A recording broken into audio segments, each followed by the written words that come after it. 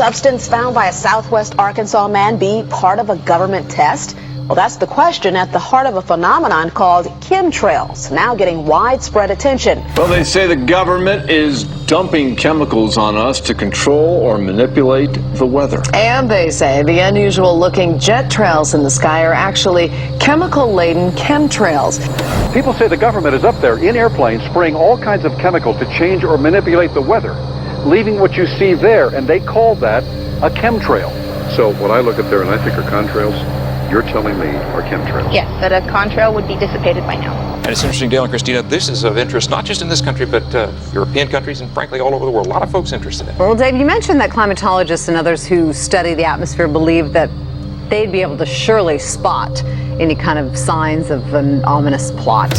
Our journey started in San Diego, California, where thousands of scientists, engineers, policymakers, and journalists gathered for the American Association for the Advancement of Science Conference. One of the topics was the artificial manipulation of the Earth's climate, also called geoengineering. During the meeting, scientists spoke about the plausibility of implementing geoengineering campaigns throughout the world under the guise of preventing global warming. One widely accepted theory was to block the sun by spraying something into the atmosphere.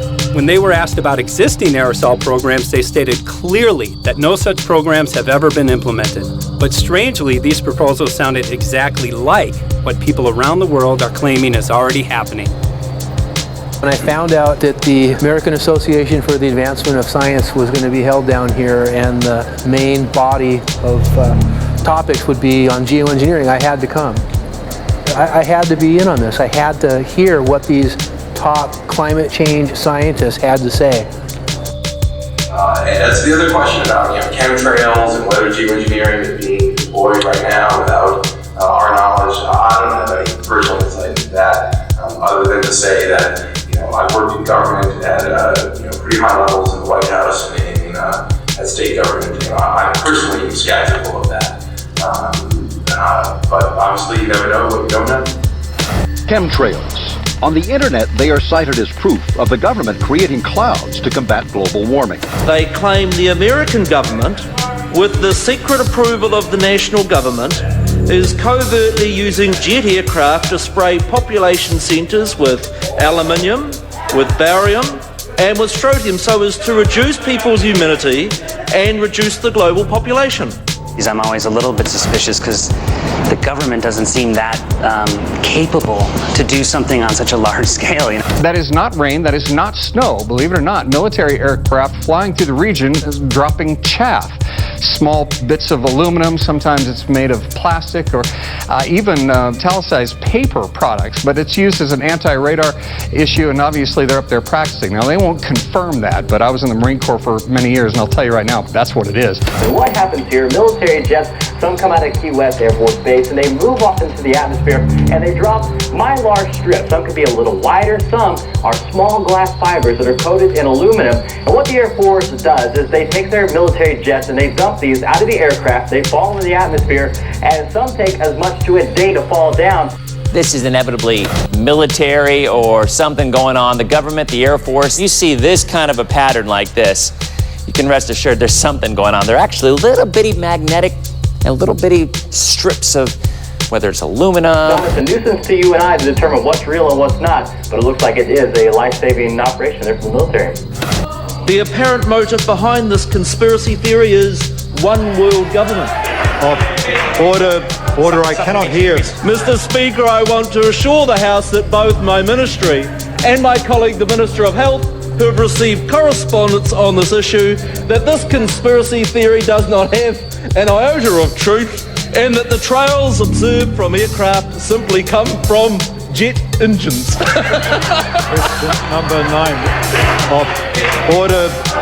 And I think what an appalling example it is of the new Foreign Affairs spokesperson for the Labour Party that she's spreading conspiracy theories about the United States government. I think the House has heard sufficient.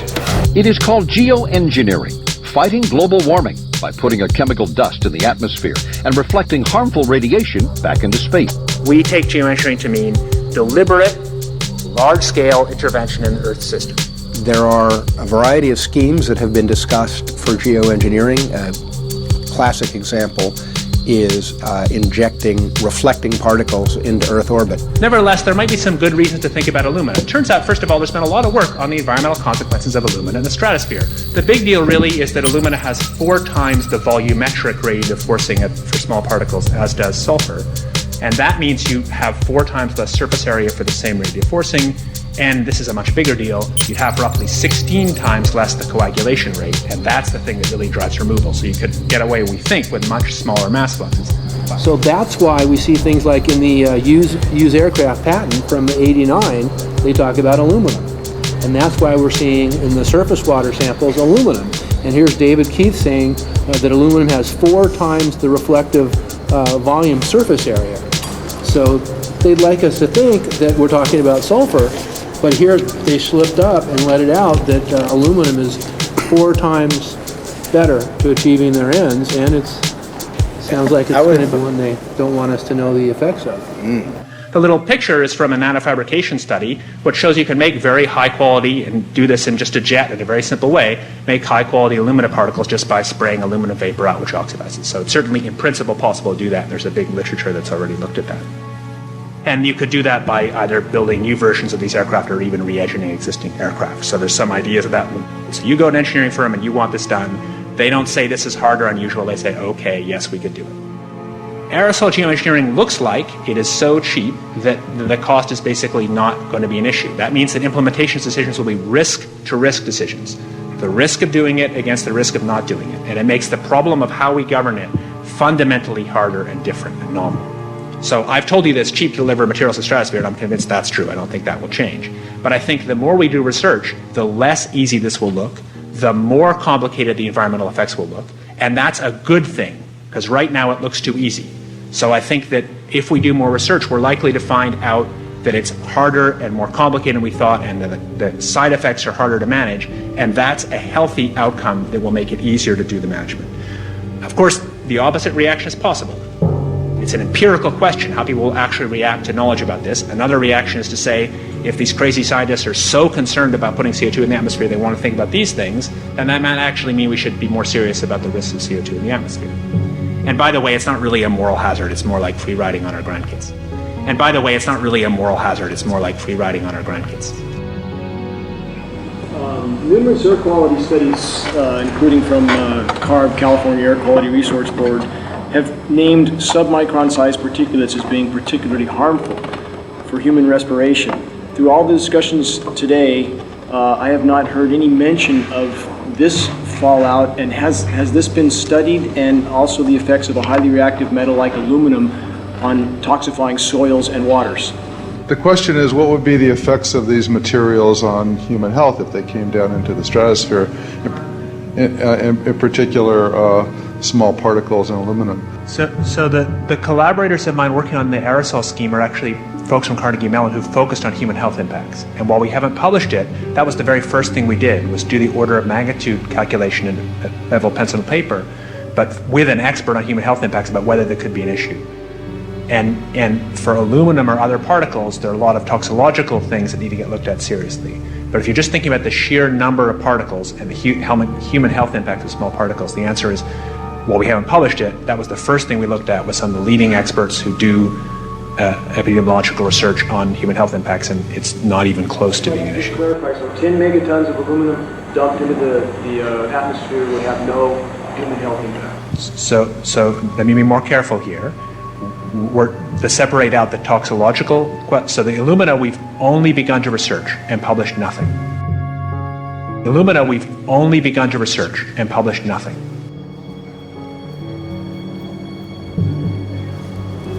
Dane looked at him and he said, so you're telling me that spraying 10 to 20 megatons of aluminum, as you said, would have no human health effects? He took a deep breath and he swallowed and he said, let me be more careful here. We haven't done anything serious on alumina, and so there could be something terrible that we'll find tomorrow. We haven't looked at it. And that, for me, that was the whole main point of what is going to be coming out to the public. It's the damaging effects of aluminum that are being found around the world in massive amounts. Here's David Keith confronted on this very issue, and he looked, at that point like they just let the cat out of the bag. Mm-hmm. we haven't done anything serious on Illumina, and so there could be something terrible that we'll find tomorrow. We haven't looked at it. They're proceeding because they have an agenda that's separate from trying to thwart this crisis of global warming.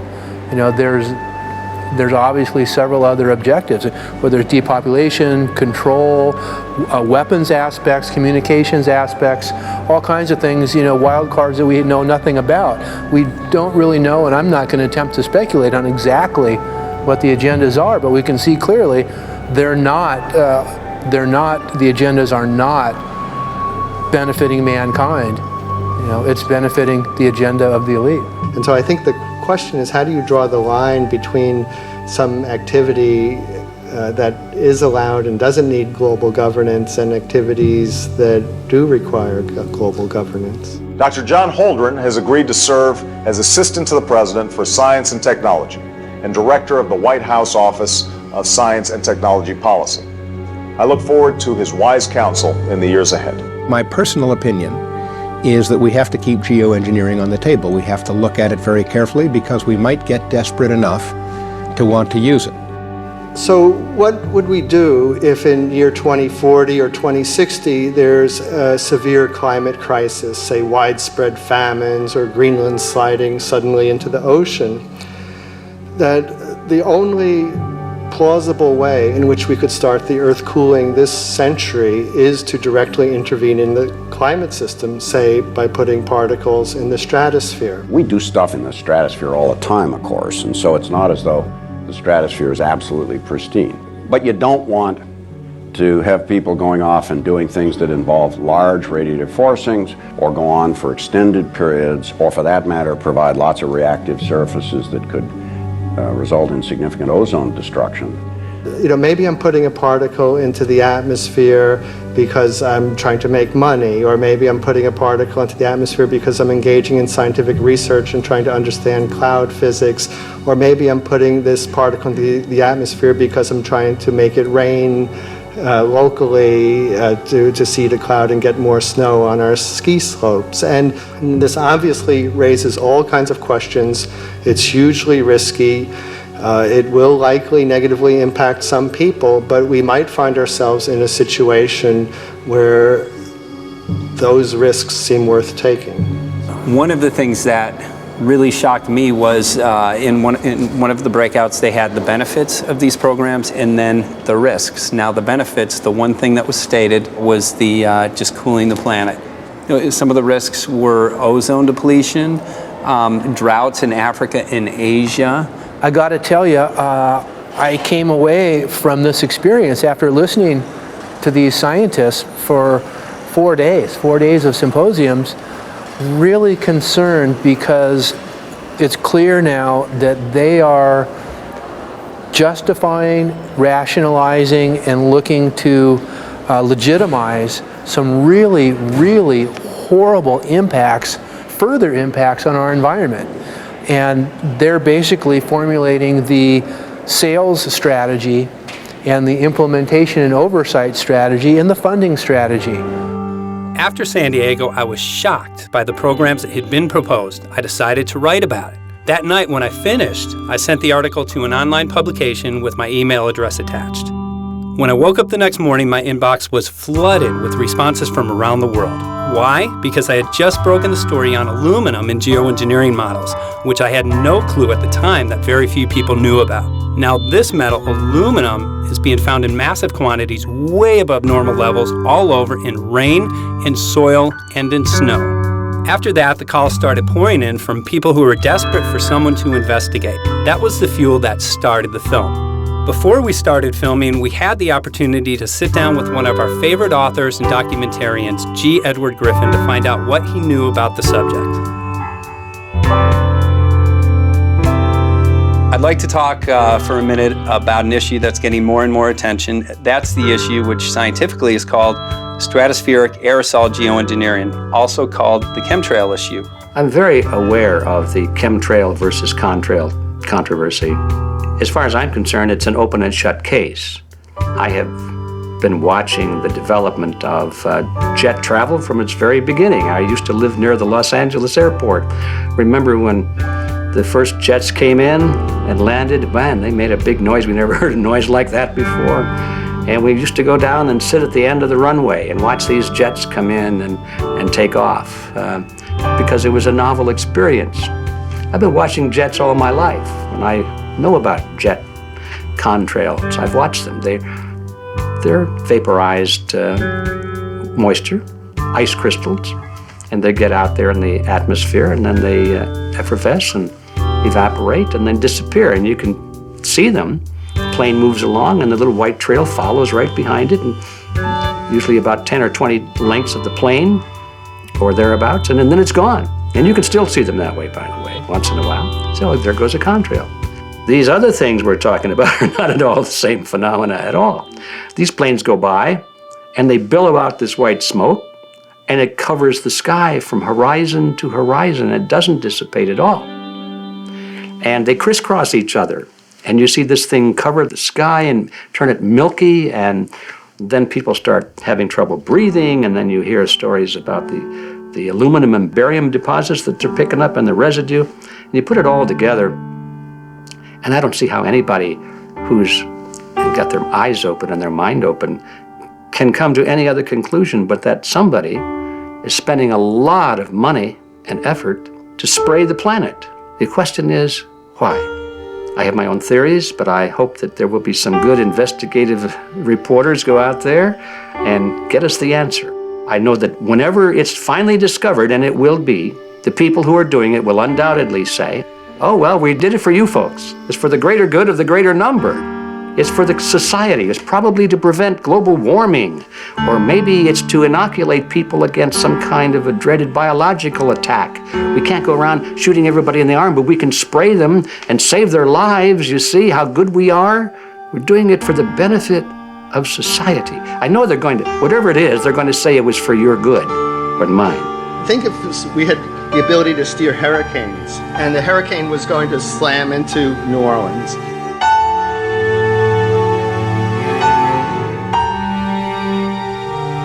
And let's say you could steer it so it would hit Mississippi instead, where for 100, that means I would be willing to more or less kill 18 Mississippians to save 1,800 New Orleanians. And if you do that knowingly, are you murdering those 100 people? And there's all kinds of equity issues there. Now, also, we might be wrong about our steering, and if we didn't do the research right, maybe our steering would intensify Katrina and even kill more people in New Orleans. And so this question of how do you develop the confidence to know that your intervention will reduce overall damage, and then how do you deal with the understanding that you might be damaging some people who wouldn't have been damaged before while saving people overall? The spraying appears to be mostly in NATO countries. I've seen it here in the United States, I've seen it in England, I've seen it in Scotland, I've seen it in Canada, and I've had reports from people who live in France. There's a grouping, there's a political grouping here of some sort. It's international in scope. It's not just an American phenomenon, it's international. And anybody that wants to investigate that, I think, has to take that fact into consideration. They're going to find a political grouping and a political motive here. But in my humble opinion, it's not in your good or mine at all. I don't know what it is, but we'll soon find out.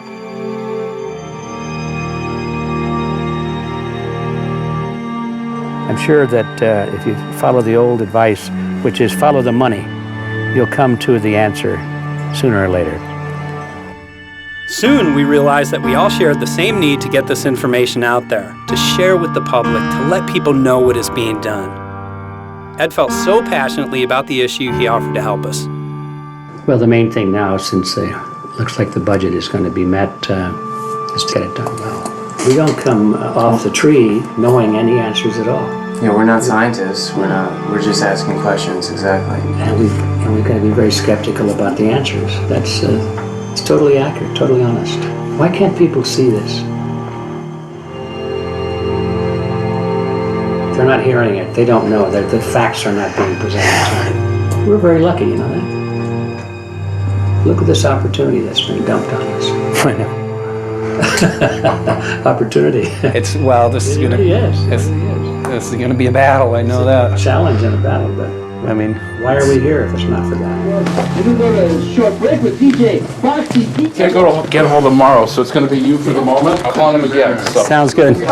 I saw the sky crisscross with chemtrails, and I can't remember if it was in LA or if I was on the road, but I had looked up one day and I thought, look at that. That's not the flight path, man.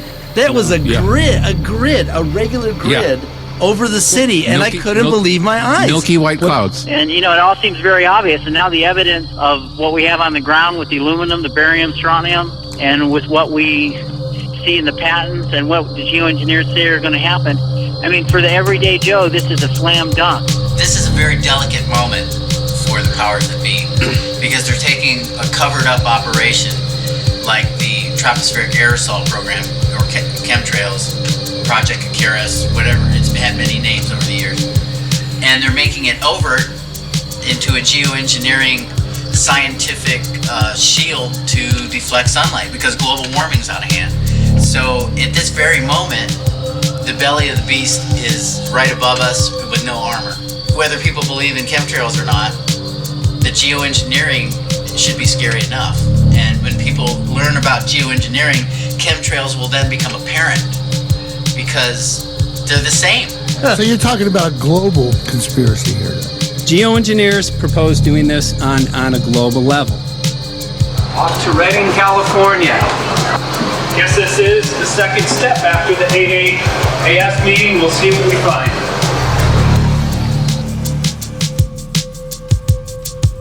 Right here in Northern California at Dane Wigington's house. He owns over 2,000 acres overlooking Lake Shasta. He told me about some of the challenges that they're having up here. Let's go and talk to Dane. We'll see, what's going on his property. We'll see what he's going through and also what action he's taking based on the test results that he has.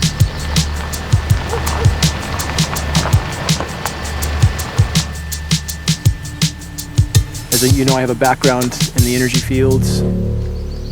I worked in the first solar plants in the continental U.S. in the early 80s. My home was on the cover of the world's largest renewable energy magazine, so this is my background.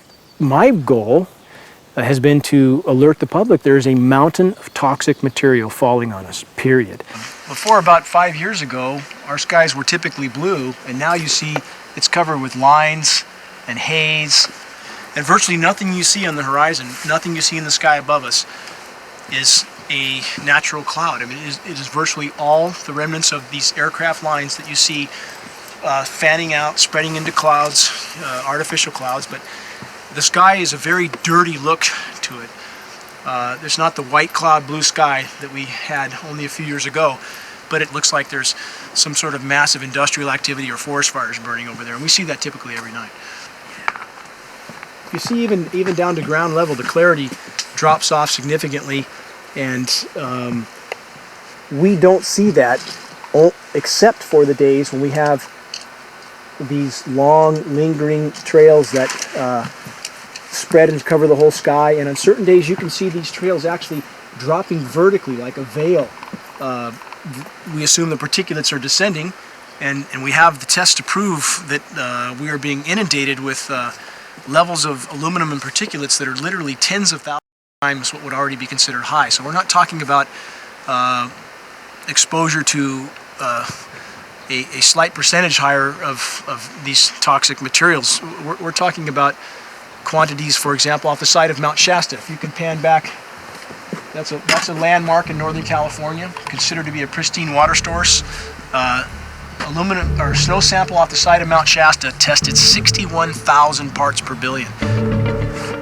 This is just ordinary snow water, and people are drinking this stuff when they're hiking on the mountain.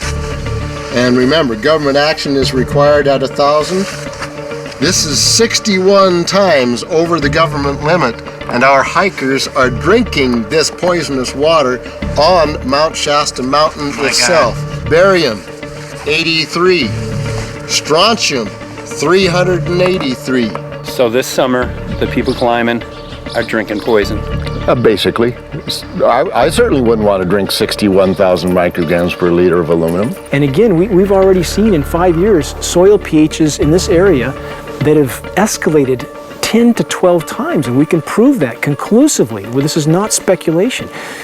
We can prove conclusively that these metals have been in the rain. We have duplicate samples. Bachelor of Science in Forestry, International School of Forestry at Missoula. Master's in Zoology, specialized in aquatics.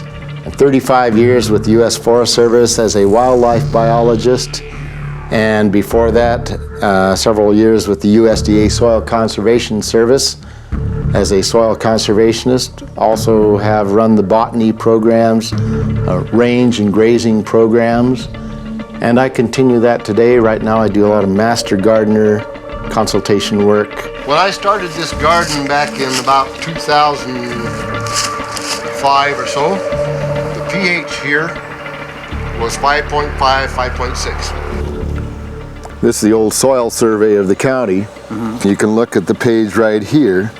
This is my soil right here. It's a Dietz 125, 126 here at my house. And here, the soil reaction pH should be between 4.5 and 6.0. And over there in the pure mud, it's even a little darker. It's 6.8 right there. And what can this do to plant life and ecosystems? Well, you haul one of these things out and you start looking at the little things that are crawling around the soil. A lot of times they aren't there anymore. The little soil arthropods that you can barely see on a microscope, you can actually see movement with this. Little tiny macroscopic, look like little moving pieces of dust. Those start to go away. They're not gone entirely, but they start to go away. This is black oak acorns. You know, this is pieces of cedar wood. You know, come on, folks. This should be very acid, and I'm getting 10 times higher than expected. There's something really wrong here. You can see all those reports, lots of them. Have over 20 reports here. Well, at least 20. I'd say it'd be closer to 30. All revealing dangerous amounts of aluminum and barium. You know, the science is there that something funny is happening, and the naysayers say, well, so what? Isn't neutral good? Well, no, neutral's not good. Neutral is not good. If your soil is supposed to be 5.6, it should stay 5.6 if you want the forest to be healthy. And if you want to grow a good garden, you have to keep your pH around 6.0, 6.5. I think that we just need to wake up and just look at what's happening, because we can't just ignore it, because it's going to get worse and worse if we just keep ignoring it and pushing it away like, oh, that's nothing. There was mason jars, and they were brand new, sterilized, and that's what we catch the rain in. And then there was a HEPA filter that we tested the air with.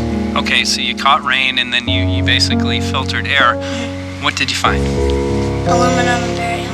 Here's another test that's revealing 375,000 parts per million aluminum, barium at 3,090, and strontium at 345. Yeah, that's from a lined pond. With EPDM fish-safe pond liner. There is no chemicals, manufacturing materials at all in that pond liner that's available to the aquatic life. It's designed for that purpose. The well that feeds this pond has been tested and retested. ND, no detectable aluminum, 0. The only other place this pond can receive water is rainfall. We are located on a filtered, forested hilltop, miles and miles and miles away from any industry, highway, and so forth. After several heavy spray days, there was a film that we received formed on the surface of the water, and we tested that crust, and it was aluminum and barium. That after a year and a half's accumulation had 375,000 parts per billion of aluminum in it. It's literally toxic. We can say conclusively that what we see in the sky matches expressly what's outlined in numerous patents, and the materials on the ground match those patents. This material was not there 5 years ago. It is a recent phenomena in the quantities it's in. It has escalated in some cases 50,000% in 5 years in the case of aluminum. From our original baseline reading of 7 parts per billion, which was already high, it has escalated up to 50,000% in 5 years. And we've seen profound changes in that time. Dr. Leonard Time, PhD in chemistry. I cross-checked with him, and he says the oxides of aluminum, barium, and strontium will drive your pH into the from an acid soil like this up into the neutral. There's no question about it. And that's exactly what you see happening. Wow. I have a doctorate in inorganic chemistry from Oregon State University, in which I was working with different metals and oxidation states, and then did a postdoctorate work at Brandeis, where I was working stabilizing off oxidation states of different metals. The goal is to sort of figure out how everything fits in the dynamic equilibrium of life. I was working with Francis up in Mount Shasta, and he showed me some rainwater analyses that had to do with levels of aluminum, strontium, and barium in the atmosphere. So I feel the major toxin in these chemtrails is the aluminum. And from the levels we were looking in at Mount Shasta, this is totally, totally unacceptable. When you get to metals and biological systems, you're no longer talking about the bulk aluminum that people think about when they're drinking from soda pop cans and that.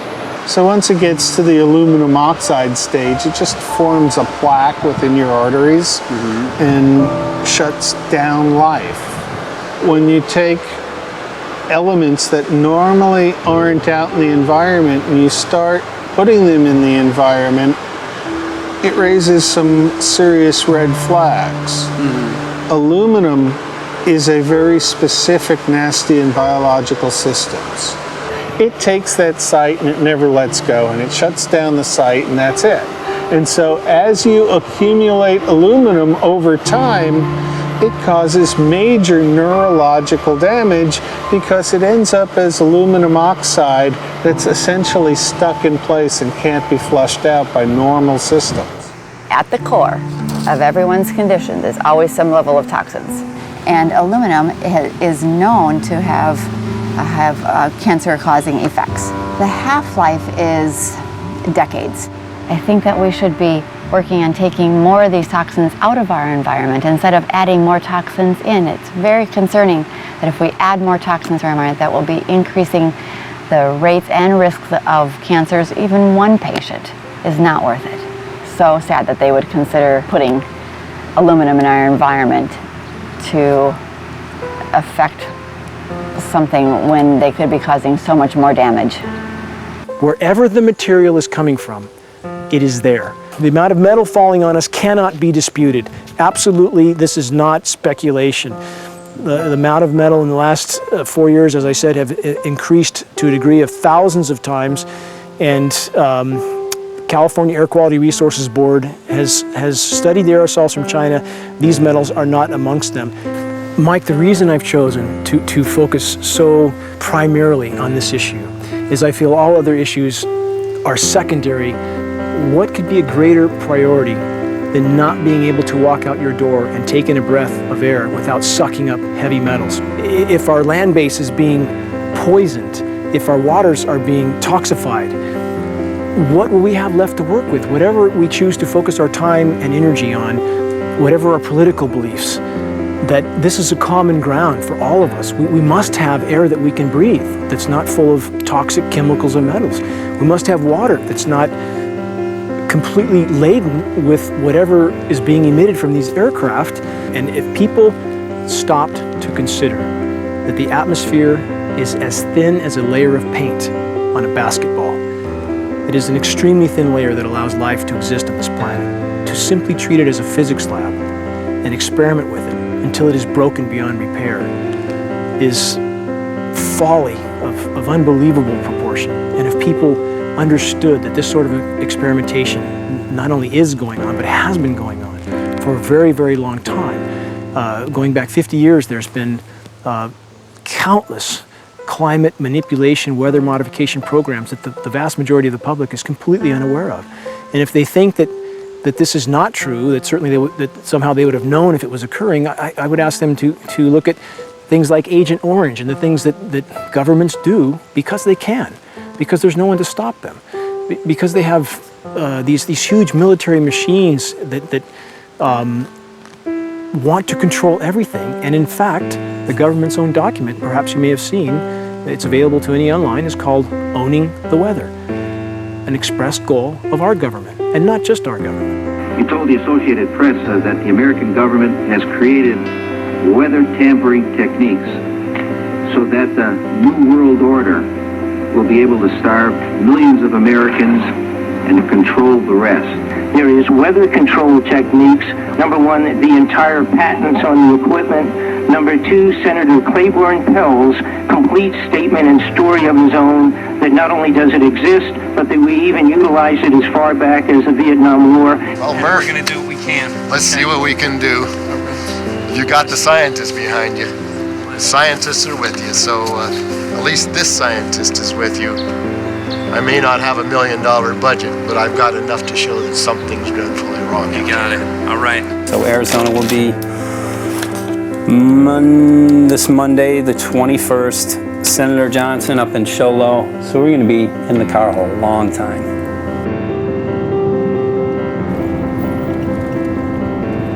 Well, it is such a pleasure. This is such meet a nice place back here, I'm Yeah, telling this you, is Michael. But you know This what? is great. We love it. It's so private and it's so quiet and peaceful. And please come in. My name is Karen Johnson. I served in the Arizona State Legislature for 12 years. I was in the House for 8 of those years and in the Senate for 4 of those years.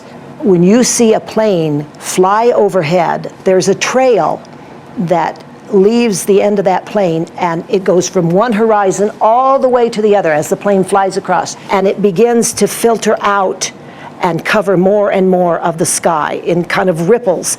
It widens out and fills the whole sky. I mean, how could anybody think that that was the case? And then to live and to be underneath that and know that whatever is in that is falling down upon you and upon your animals and upon the earth. And I mean, it's frightening to me. And if people don't start really waking up and facing the fact that we've got people that are doing terrible things to us, and we had better wake up and fight back now. I mean, I'm the mom of 11 kids. I've got 35 grandkids. I mean, I've got a stake in this. I care about what is going to be left for my children. I care about it, and I'm extremely worried about what is going to be left to them.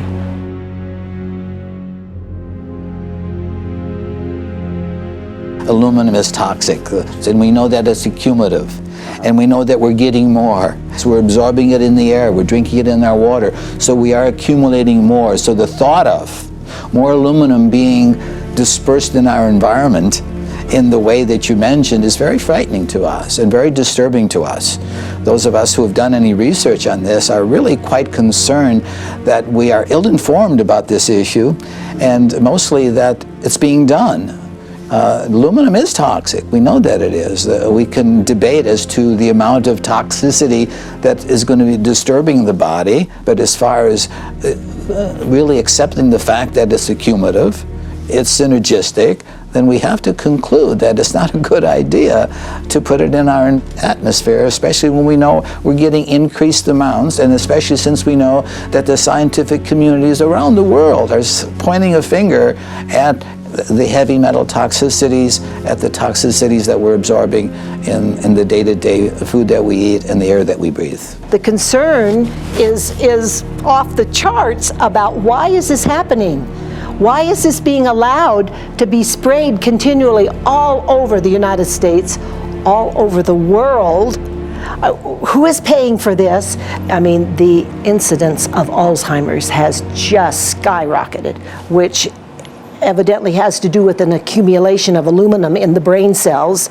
I mean, I think almost every family has been touched by a member as they get older having Alzheimer's. And it's a horrible disease. And to say that, well, this just came because people drank soda pop out of aluminum cans, you know, when my father passed away with Alzheimer's and he didn't ever drink soda pop, you know, that explanation doesn't ring true with me. And so I'm wondering, how much did this chemtrail spraying back in the Illinois area affect him? Aluminum and fine metal is an accelerant. A friend who's a firefighter up in Pine, Arizona for 20 or 30 years says that the wildfires now that they're fighting are way beyond anything they've seen before in intensity. And when you look at the air samples and you see the fine particles of aluminum, which is very flammable, and magnesium settling on the trees, this is causing unprecedented savage wildfire. But if you look at this, you can see these are parts per million. They sent this to me, and I just found this to be extremely interesting because we should have like 2 parts per million of aluminum in our air. And this is saying that there's 39,000 parts of aluminum. That's astronomical. Barium is high. I mean, these are way off the charts of what people should be breathing or what's coming down on them. And, you know, if people wonder why their health is deteriorating, why they're having to go to emergency rooms, why they can't breathe, you know, why they're getting Alzheimer's, this has been planned. We have elites, I don't know what you want to call them, one worlders, Illuminati, I don't, whatever you want to call them. But with these people that don't care about the average person. They only care about themselves, their greed, their power, and if they eliminate, you know, 2/3, 3/4 of us from the planet, so much for the better for them, because then they don't have so many people to have to herd around and worry about. So this is a lot what this is about, and this is very, very alarming and scary. I mean, where is this stuff coming from, and why? Why is this kind of stuff being put out there? You know, I've heard different explanations about, oh, we need to cool the planet, all this and that. But if people are up there trying to cool the planet, why do they need all this kind of stuff in it? The explanations just never have really rang very true. And as I'm setting up the equipment, she looked at me, she said, all these trees here are dying. And I said, what? She says, all these trees in here are dying. So I thought, well, I'm going to test for aluminum, because that's one of the key things in the programs that we're talking about, and titanium. And I took some of this bark sample and tested it, and it came back positive with aluminum and titanium. Then I started traveling around California, noticing the same thing. In Lake Tahoe, there was a lot of the same type of bark, all through Sacramento area and Davis. Just about everywhere I went, I was noticing this silver white bark. What I think is happening is these chemicals are getting down and destroying the roots. And then as they come up, they're going out into the bark. Those 2 right there are the ones that are just, it just hurts so bad to see these 2, because look how old and big they are. We probably lost 40 trees right here on our 10 acres.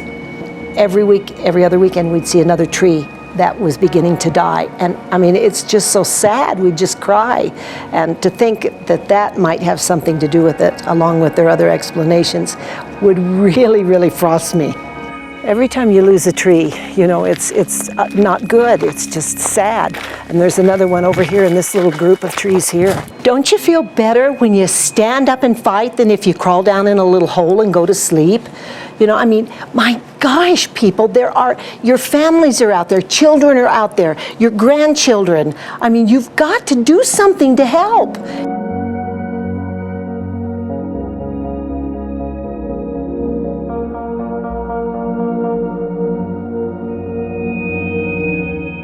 My greatest hope is to get people to question, and hey, if they don't wake up while we're there, I'm hoping to plant some seeds. We're going to the most beautiful place on the planet, Hawaii, to see what's going on, collect some data.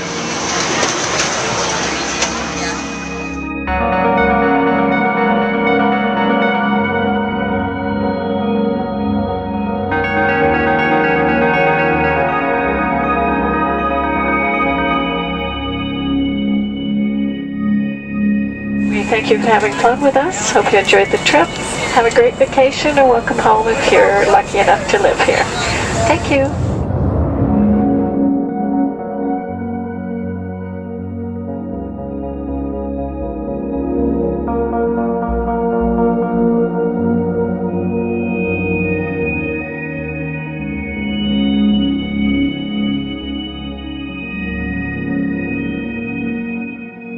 the whole valley's off the grid, so it's either solar, wind, or generators. Look at this, man. Yeah, their mind can't even conceive of a dream of this. Right. Yeah, right. Even coming here, and one would never think, you know, in paradise that it's getting destroyed. And they're doing it island style. They do it off the island, right? They do it off the island, so they don't, you know, you don't see the chemtrail airplane. The theory is that they're spraying offshore, and it's coming in on the. And it's coming in. Now these are coming from the west. They're also spraying on both sides today. A lot of this stuff is actually chemtrails coming this direction. There's material that's blocking. We should be able to see to the horizon, you know, where the Earth curves, because we're high enough and we have the ocean, right? So we should be able to see. We should be able to see the Big Island. It's only 30 miles away. And you can see it's not a blue sky behind it. That's the key. It's all, you know, has that kind of weird looking blue, like silver blue, I call it. And this is a nice day. You know, there's no more blue sky. The night, we're gonna look at the stars at night, and it's like, you'll see, you can count them. There's so few stars at night now. There should be hundreds of thousands of stars, and I can count the stars. There's like one here, and one planet here. It's like, you might see, some nights you'll see 100, some nights you'll see 10. This is what concerns me, this kind of stuff right here. It's just soft. Okay.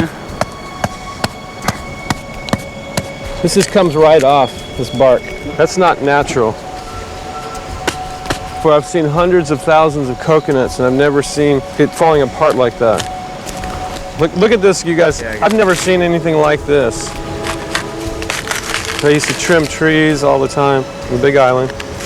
I've never seen anything like that. That's why I'm concerned. Not an easy task that you have here on the island. I could see the skepticism because it is so far beyond anybody's reality. It's amazing. It's just amazing to try to look through somebody else's eyes. Like my eyes, I can see this, so it's like night and day. And other people, it's just the illusion is just so deep. What do you think would happen if everybody awakened to what was going on and what the plans were of geoengineers? I think they'd have a revolution in Hawaii. If people really understood what was going on. What's your concern for, I know that you love the land here. What's your concern about the chemtrails? Well, that we won't be able to live here and grow our own food. And that our health is going to be compromised. You think it already has been? Yes. And the thing is that they're doing it every day here, every day. So it's hammering, micro doses every day. And then, of course, it's getting in the environment, and of course, it's weakening the plants. And it takes a couple for this to actually weaken the plant. So we are asking for GMO taro. We're asking for GMO papaya because we can't grow our natural seeds. We can't be sustainable. We can't truly, you know, be here as God created us to be. So my friend convinced me to do a hair analysis on my daughter. So we went ahead and cut close to her scalp and got some really recently grown hair and sent it in. I was just sure that my daughter's hair was going to be so clean with the lifestyle that we live. And lo and behold, it came back and her levels were really high in aluminum. This is the chart here. This is the reference range, and this is where my daughter is, 23.1. Aluminum. The skies are covered with a white mist, and I look up at night anymore and I don't see the deep, dense stars that I used to, and I can't help but think this obviously has something to do with my daughter's health. I don't know where else these heavy metals are coming from. Yeah, I mean, look how old she is. Yeah. She's been isolated here. Here, and she's... Here. Anybody looking at the situation would be like, this is paradise. This child should be like superhuman. Organic farm. And here you are getting all this heavy metal stuff. She has highest level aluminum on the chart. Never had a vaccine either. Folks, these people are playing God. They are playing God. They're manipulating the weather and they're spraying stuff into the sky. They are trying to geoengineer everything, including your plants and trees and your ocean. Well, tonight, we're just hoping that instead of not looking at it, you start looking into it, because I really believe from the bottom of my heart that we are in a real crisis. I really do. They are proposing dumping 10 to 20 million tons of aluminum into the upper atmosphere. What does aluminum do? It changes the pH of soils, which is toxic to plant life. Also, it's very toxic to human health. Are they doing it? Well, let me tell you about my experience and what we found. We have much evidence that not only suggests, but I believe prove that they are happening. This is Mike. Jeff, what's going on? And as I promised, we're joined right now by a very special guest, Michael J. Murphy, currently on location in Hawaii. He's working on a documentary film called What in the World Are They Spraying? Michael, welcome to the program. Great to speak with you today.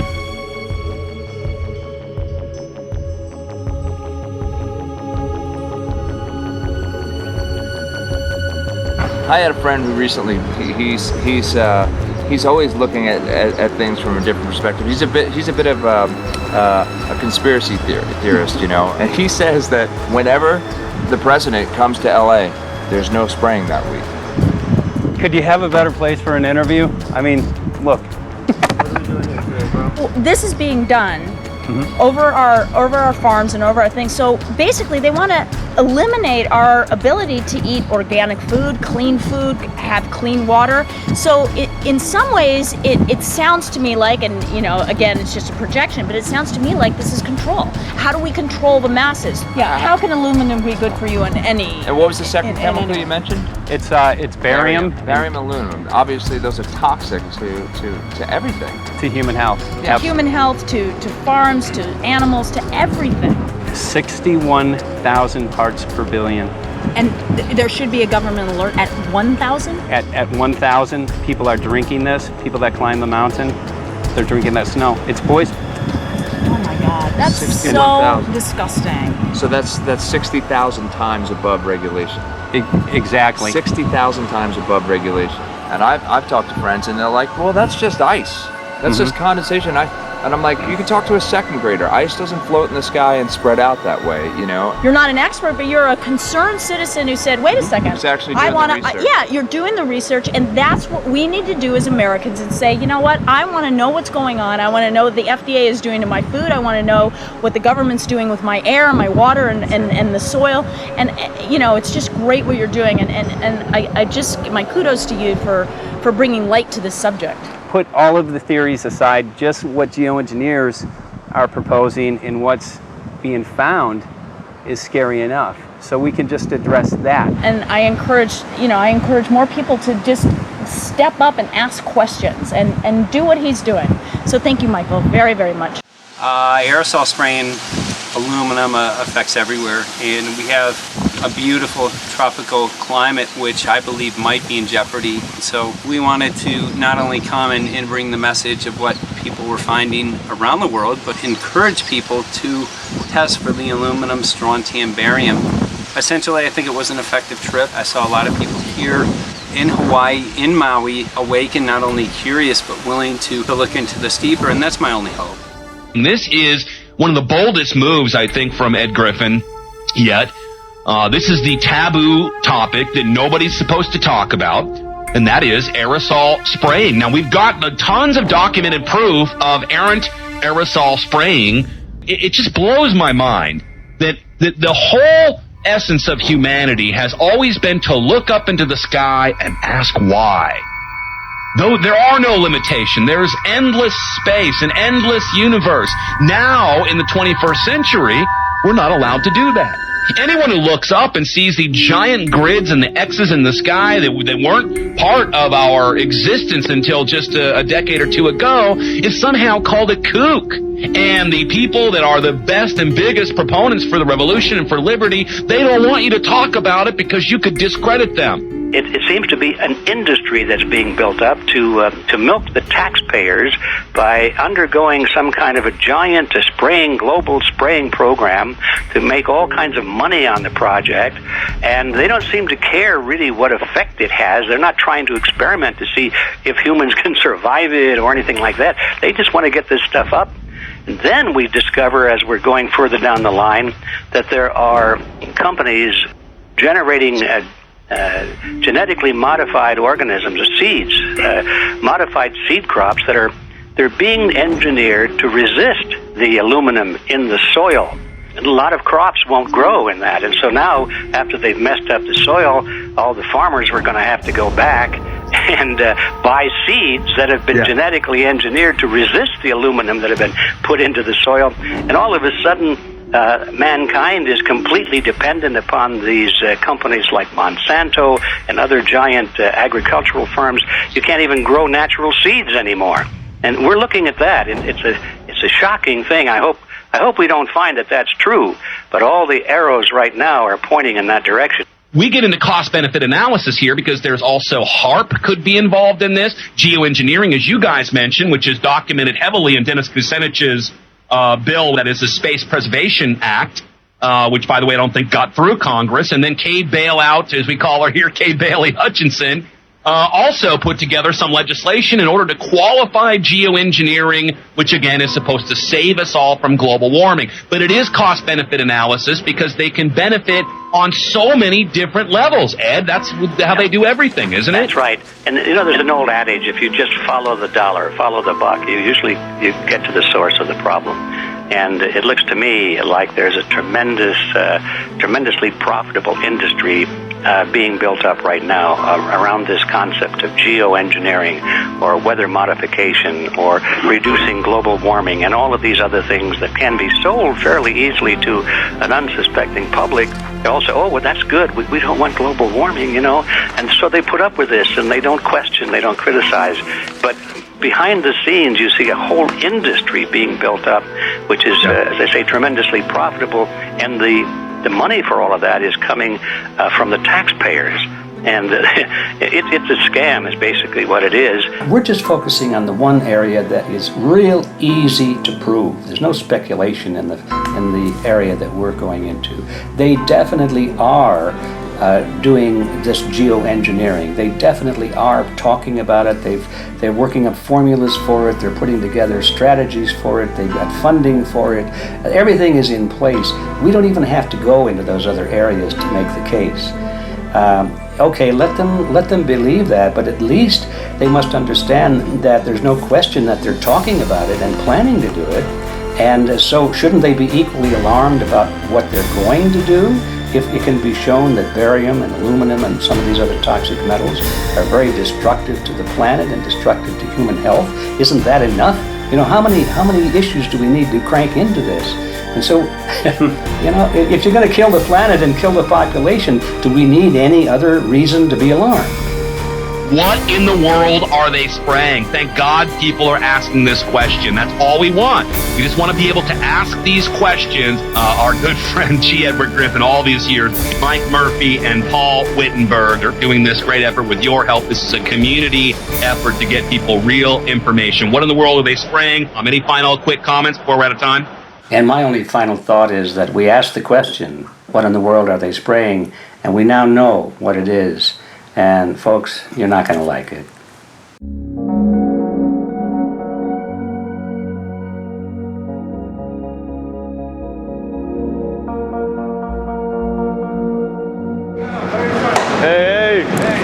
I'm Peter Vreken. I'm from Belgium. I'm 54 years old. I can't believe it myself. I'm a very happy and grateful person. We are doing the job the police or the Justice Department or the Environmental Department should have been doing. And it's really essential that it's going to be a grassroots revolution. I think so. God is on our side because we are not fighting against, but for. Yes, we're fighting for. I was in the council for about 25 years and also a period as the mayor. So from that moment on, 10 years ago, everything started to change. I start to get a picture of what is really going on. And it became crystal clear to me that we, humankind, have been manipulated and dominated and exploited for centuries. And this chemtrail phenomenon made me angry because I was so helpless. You can decide what food you're gonna eat, what you're gonna smoke, what water you're gonna drink, what kind of life you're gonna lead, but not with this phenomenon. Then you are just a victim. It's only a game. And there have to be good guys, and there have to be bad guys.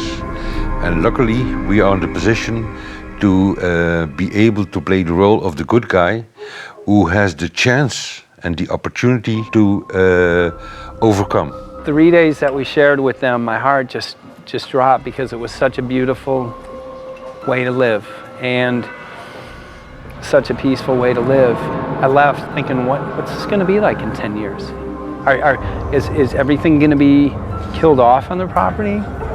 And if it is, how are they going to get their food source? Are they going to have to take a class, you know, and get certified by company XYZ? And what are the requirements for that? And that really is the end of freedom. I'm concerned about that. I definitely, I really am, yeah. I learned to say everything is now as it has to be now.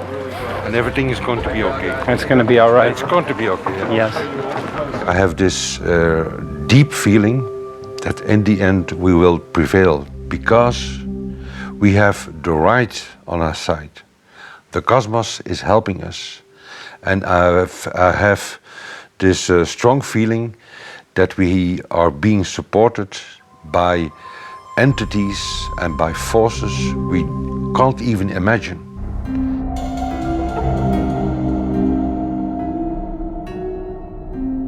Here for the first time we have this scientific proof that we are being spread. We are being spread, and it's incredible and it's hard to believe, but we are being spread. I think at this moment to stop is not an option.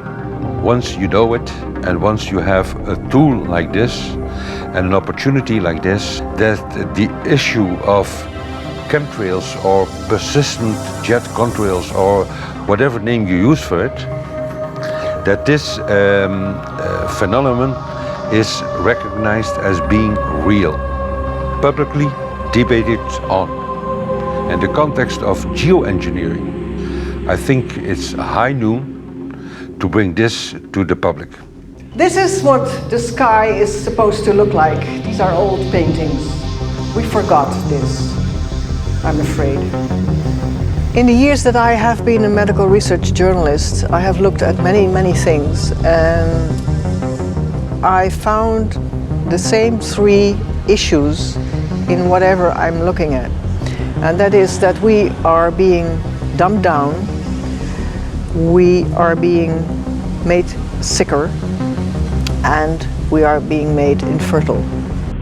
Citizens gathered from around the world in Belgium for the first International Chemtrail Symposium. The event attracted leading professionals, politicians, and activists who discussed the health, environmental, and social implications of these programs. Today it's only going to be about facts, documents, figures, patents, licenses, everything that brings us to the truth. We have no other weapon against this vast complex than exposing and bringing their dark works in the light of the truth. We have the hope that by our efforts, more and more people will become aware of the fact that we are deceived by our leaders. So today, we, as a family, join forces with the people who publicly made known to the world that chemtrails are not a conspiracy theory, but a conspiracy fact. From the Technische Universiteit Delft in the Netherlands. Ladies and gentlemen, please welcome Koen Vermeeren.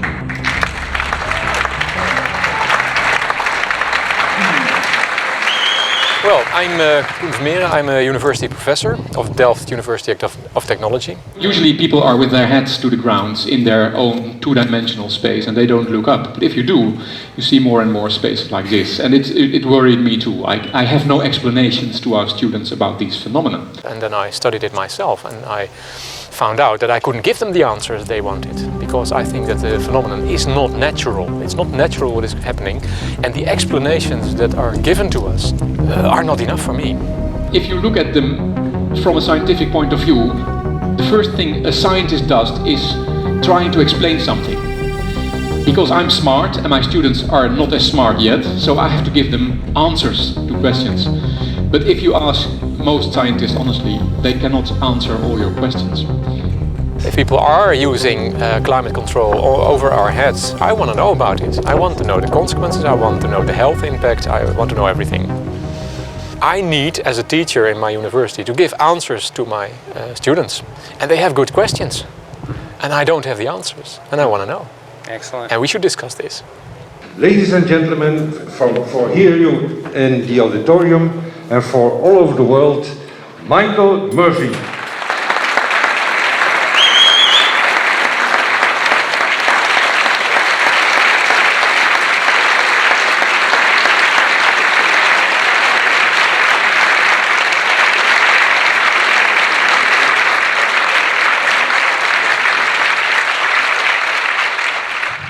Well, thank you very much. It's definitely an honor to be here in Belgium.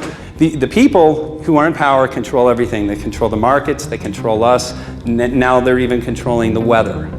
And they can use that for warfare applications. The one thing that they cannot control is what God had originally made, and that's natural organic seeds.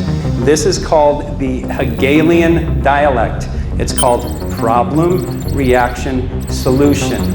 The problem here is massive amounts of aluminum, things starting to die. The solution is company X that says, hey man, you're not getting yields on your crop. Everything's dying. But I got the solution, I got a seed that will grow in this environment. The only problem is now you have to start buying from me. We're a little concerned that maybe part of this agenda could be to kill off anything that's natural and organic and re-engineer it with aluminum-resistant GMO seeds.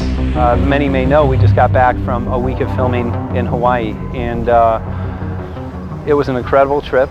A big concern for the people there is they're beginning to see softening of the coconut trees. But their concern is that these programs may again be part of a broader agenda to destroy anything that's natural and organic, so that the corporate redesigned GMO foods might be the only source of food for people. I didn't anticipate so many people, young and old, who are interested in this phenomenon and are concerned about it. And I especially liked the address that the young girl gave today. Only 17 and already making an address to the audience. That is, well, incredible. My name is Sofia Xenidis. I am 17 years old. It is quite scary to know that the air we breathe is not what it's supposed to be. That the food we eat and the water we drink contain traces of those substances which are sprayed out over all of us as though we were being poisoned like insects. The feeling that this is causing me are feelings of deep anger and rage. I don't want to be poisoned. I don't want to be infected with cancer. And I'm just so angry that this global poisoning can be going on such a massive scale, and not enough is being done to stop this crime. A clear answer to one question. Are we being sprayed? Have we been sprayed? And is it their intention to spray again and again? What are we going to do about it? How are we going to deal with it? How are we going to stop it? I know the answer. There is only one person who can stop it. And you know him. You are. You are the person, the one you have been waiting for. We are magnificent, beautiful, godlike, divine human beings. Ladies and gentlemen, sisters and brothers, in this auditorium and in the whole world, thank you so very much for being present with us. And for now, please enjoy this anthem.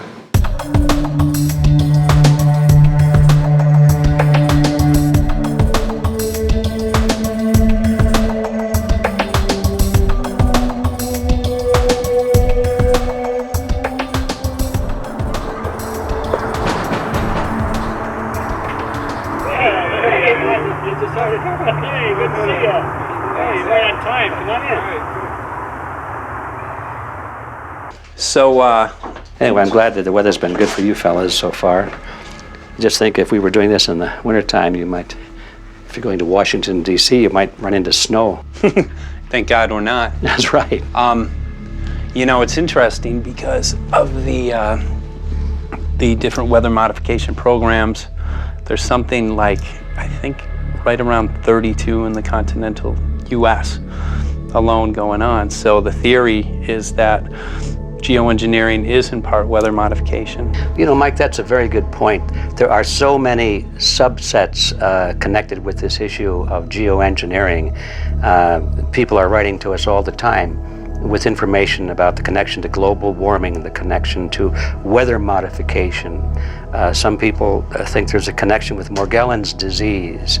Others think it's kind of a means of transmitting electromagnetic impulses from the HAARP antenna system up in Alaska and Siberia. Boy, it gets your head spinning. And each area, I think, is worthy of investigation, but we have so little time. I think it's wise for us to stay focused on just the aerospraying and the toxic effect of these chemicals and the destruction of the planet and the damage to human health. What more do you need than that to convince people that we have to put a stop to it? So to stay focused, I think, is our mission on this one.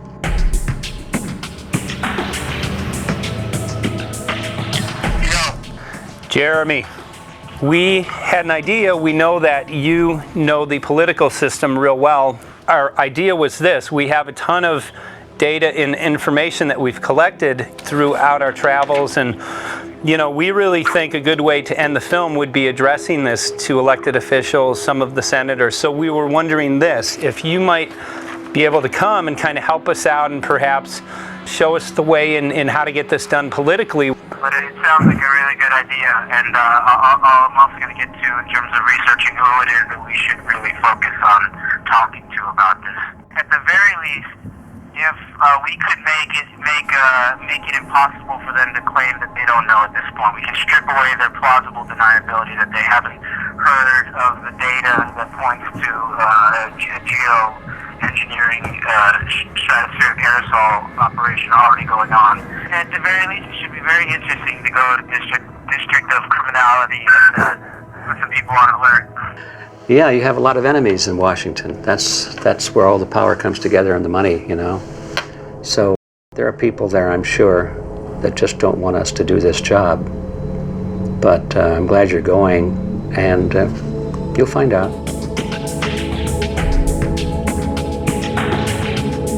We took the data to Washington, D.C. There we presented our elected officials with the following letter. According to the 5th article of the Bill of Rights amending the Constitution for the United States of America, no person shall be deprived of life, liberty, or property without due process of law.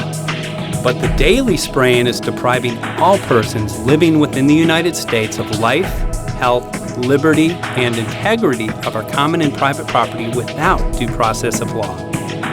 As a representative of the people of the United States of America, we insist that you do everything in your power to protect us and immediately put a stop to geoengineering spraying at once. There exists no justification, legal or otherwise, to poison the planet and its inhabitants. Now suppose that space aliens arrived on, maybe they're going to land at the UN headquarters down the road here, or maybe they'll pick a smarter spot. But suppose they arrive and they give you a box, and the box has 2 knobs. One knob is the knob for controlling global temperature, maybe another knob is a knob for controlling CO2 concentrations. You might imagine that we would fight wars over that box, because we have no way to agree about where to set the knobs. No global governance, And different people will have different places they want it set. Solar engineering is like chemotherapy. No one wants it. But we all want the ability to do chemo and to understand its risks, should we find ourselves with dangerous cancer. How long does it last up there? The lifetimes are years. What, years? A couple years. And then it what, precipitates out, or Yeah, that's correct. no toxic side effects that we know of? The thing we always wonder about is the unknown unknown. Yeah. So if you're thinking about, say, the acidification, it's clear that's not a problem. There's several studies that showed that. Right. But of course, the concern here is with so little research, there may be some unknown that comes out of left field that bites us. My name's Mike Murphy. I'm a filmmaker in from Los Angeles. We're covering an issue called geoengineering. Okay, thanks guys. Senator, a question about the issue of geoengineering. I'm afraid I don't know what you're talking about. And wondering if you were supportive of geoengineers' proposals of spraying 10 to 20 million tons of aluminum into the atmosphere. I should really get a briefing paper on it before I give an opinion. Oh, not a problem. Are you aware of the issue? Not completely. At all? Because, okay. Do you have a letter from constituents, and people have concerns? Yeah, We're making a documentary about the I don't know, you guys have credentials to be here? Yes, yes, we do. We pass through security as well. Endowed by our creator. I think so. Please don't touch Please don't touch my property. You're lying. No, why? What did we lie? What did we lie about, sir? No, we're not. What are we lying about? Lying about what? That's a little unusual, huh? I haven't heard that. You're not aware of it? And it appears that these programs have already been deployed. You know, I have to look at that proposal, and so, why don't you let me review it? I can do that. Are you aware of? Actually, I'm going to go. Yeah. Let me go ahead and get that. I will take a look at this, and I will act accordingly. General, this program, this openly covert program of the aerosol spraying, stratospheric aerosol spraying, geoengineering, using tons of aluminum, spraying it up in the sky. I have no idea what you're talking about. Okay. Commonly called chemtrail survey. When you were the head of NEMA, did you see the aerosol trails? Mike Murphy, filmmaker in Los Angeles. Hi, sir. And we're covering an issue called geoengineering, and wanted to know if you're supportive of geoengineers' proposals.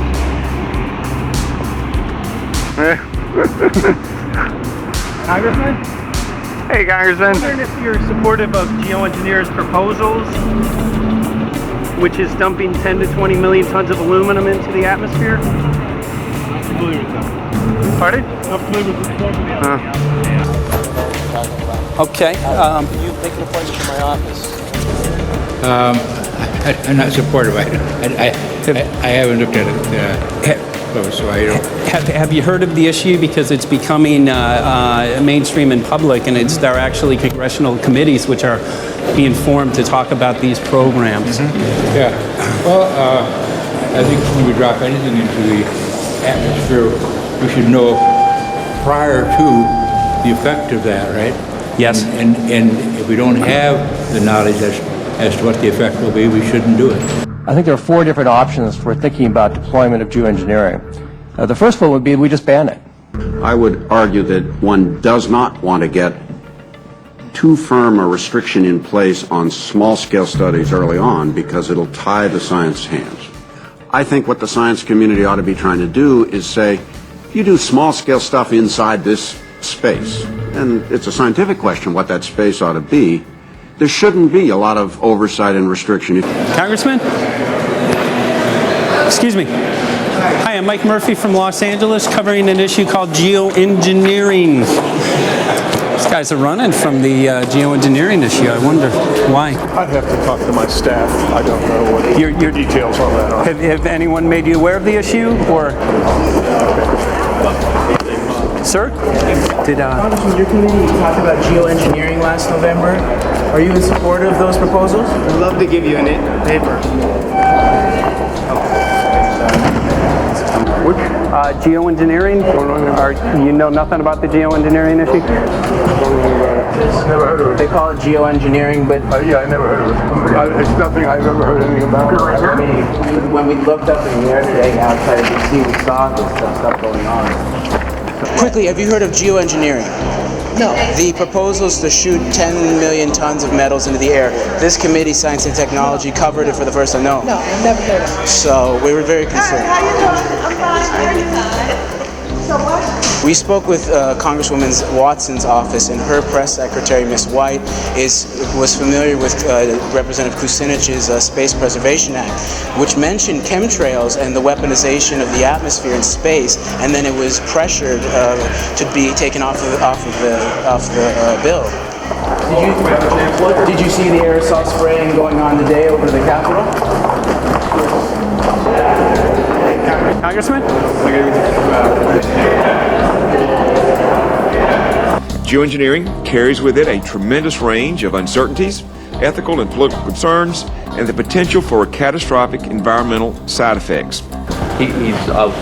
He's not one to do interviews very often, so not unless we usually really pressure him into it. Okay. So don't, all that is, don't hold your breath. As chairman of the Committee of Jurisdiction, I feel a responsibility to begin a public dialogue and develop a record on geoengineering. We want to know if you're supportive of their measures by spraying 10 to 20 million tons of aluminum into the atmosphere? No, I think we need to have more research. Okay. And about the issue of current deployment, there's literally a mountain of evidence that many people believe proves the deployment of these programs. Any knowledge of that? No, there's certainly not a mountain of evidence, but I do support research into geoengineering, and I also support looking into the international governance of that. Okay. I hope anybody that has studied it knows, at least I think, that it's a radical proposal, and I hope we don't have to use it, but there may come that point in time where we do. Now, if we could provide you with the evidence that suggests that these programs are and have been ongoing, would you be willing to address this publicly? We've had about 3 or 4 hearings on it. We have addressed it publicly. Well, not about the proposals, but about the current deployment of these programs. Citizens. I don't support the current deployment. I think we need to have more research, and they have consequences that go beyond one nation. And so I think that there needs to be governance to that. Governance is not simply an issue of deployment, but governance before deployment in terms particularly of large-scale scientific fieldwork. I concede that on this subject and in general, it's not popular to talk about global rules. And when these people started talking about the need for UN Security Council oversight, a supranational environmental security enforcement with a strong mandate by the UN, it really was clear that they're looking for a global power behind the manipulation of the environment. But I do think it needs to be sort of an international kind of treaty that does tie and bind all nations into a common fate. It is a common fate. And unfortunately, it's not just big governments that could do this. It is small governments. It is billionaires probably could figure, I'm going to save the world all by myself, and I won't bother to mention it. How do we decide when there's a planetary emergency? Whose hand is on the thermostat? How do we decide when to start it? There's no way to do that right now. And what if we do start doing it, and then by some problem with the technology or with the will, we can no longer do it? In a year or two, the aerosols will come out of the atmosphere and temperatures will shoot up at a rate much faster than it's going up now. And it's that rate of change that's hard for us to adapt to. So once we start it, we'll be sort of locked into doing it for a long, long time.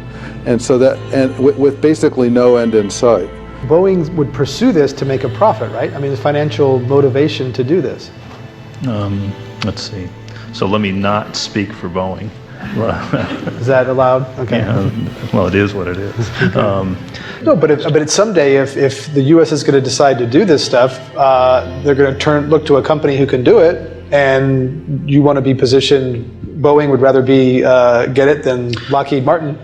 So certainly we have an industrial base that helps the country take on technologies and large-scale challenges like national defense. And we do that both for a profit motive as well as, I think, as a national service. So I think it would be truly disastrous if, we discovered a few years from now that there was a black program that some government had stood up to sort of learn on the quiet how to do this. It's pretty clear you can cool the planet, but you will not and cannot bring it back to exactly the same climate state you started with. So you may or may not, and I expect we'll have a lot of back and forth about how useful it is to ameliorate the risks of climate change. I think there's a good evidence it probably is useful, but we don't know. But it certainly can't get you back to exactly the climate you started with. I think everybody agrees with that. Do you think you'll see deployment in our lifetime? let me say I hope not. Al? I would agree. I hope not. I hope not. Okay. I see this as something like an evacuation plan. That you build big dikes. Maybe that's the emissions reduction to try to keep the flood from wiping you out. But that if that flood should come, that you'd like a plan for what to do in the event of that catastrophe. So I see these options more as a catastrophic response option and not as a way to reduce risk of everyday climate change. You would advocate mitigating consumption of beef as a means of accomplishing your objective? Yes. How would you suggest going about that? You can't.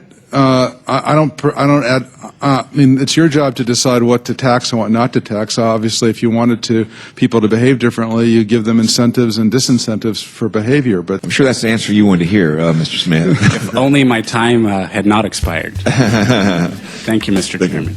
Because there's literally aluminum and barium contamination found around the world, believed to be from these programs. Like, look, today over the Capitol looks like they're deploying some type of aerosol. Did you see it? No, I didn't, but good to see you. In a James Bond scenario, some rogue rich guy puts some airplanes in the air and sees the clouds. What is to prevent that? I'd be glad to talk. You just call our office, we'd be glad to talk. Okay, are you aware of the issue? You do it through the Are you in support of those proposals? What is your take? I don't know anything about it. You're not. I have to get more information. I've got a chair here. Okay, we'll give you a letter on that. Yeah, this is a letter from constituents. Okay, great. Excellent. And many people believe that these programs have already been deployed because mass contamination has been found. Geoengineering programs, stratospheric. Got it. Yeah. Spraying from airplanes. Okay. So what is happening? People from around the world are finding contamination. Let me take care of this and I'll talk to you when I come back. I'll be back. He's here. Thank you very much. We see that even though we might make the average temperature of the planet about right, the rainfall patterns change some from today. And some places become warmer and some places become cooler. So there are going to be winners and losers in this geoengineering activity if we were to do it. But nevertheless, as David has said, there are reasons why we might consider doing it. Many people are deeply concerned about it because of the toxicity of aluminum, and it has been addressed to Congress in various committees. Would you take a look at a letter from some of your constituents addressing the concerns? Excuse me if I go. Okay. Can I give you a letter from constituents? Are you aware of their proposals of dumping? Gotcha. Thanks. Well, I'm not familiar with it, so I don't know what they're doing. Okay. Well, geoengineers are proposing just that, dumping aluminum and barium into the atmosphere. Why would they do that? Aluminum's a precious metal we can use. Well, the stated goal is to actually cool the planet. However, there's a... Sounds strange. Right, exactly. So they're proposing dumping these metals into the air to block the sun, essentially. We're here just to find out what members of Congress are I hope aware. we'd have a strong hearing on that before we decide to do it. I would hope so. And there's plenty of evidence that not only suggests that these programs have been deployed, because we're finding contamination of aluminum and barium on the rain, snow, and soil. Okay, thank you. Thank you. LA County has seen 200% increase of Alzheimer's over the last decade. Tons of ground and water samples showing high levels of aluminum all around our state. Why don't you give me all the information you have I have some very good people I will assign it to. And if you get it to Mr. Lavelle, we will He's get got it my to card the and right- send me an email and Yeah. we'll Sounds look at great. it. We'll be in touch. We are Okay. investigating this, and there's literally a mountain of evidence that suggests that these Okay, programs are move doing that it. mountain over to us. You Let's got take it. a look at it. And look up, Thank keep looking you. up into the sky and you'll see some of it too. Oh, okay. You will. You can All see right. the aerosols being sprayed out of airplanes quite a bit. Okay. So thank you. Yeah, the future of humanity is definitely dependent on it. So we're counting on people like yourself to take some proactive steps. So thank you very much, guys. You're very welcome. Appreciate Thank it. you. Thank you. Right.